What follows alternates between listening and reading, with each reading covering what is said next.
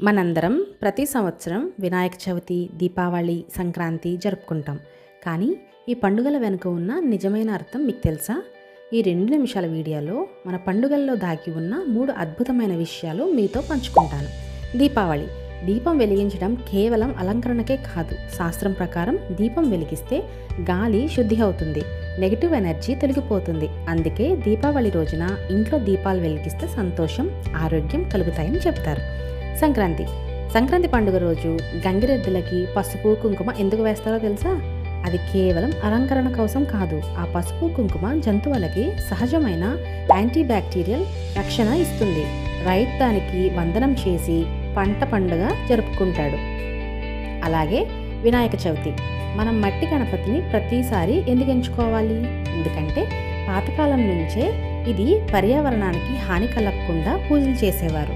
అందుకే గణపతిని నీటిలో కలిసిపోయేటప్పుడు మన సమస్యలను కూడా ఇలా కరిగిపోవాలని ప్రార్థించేవారు.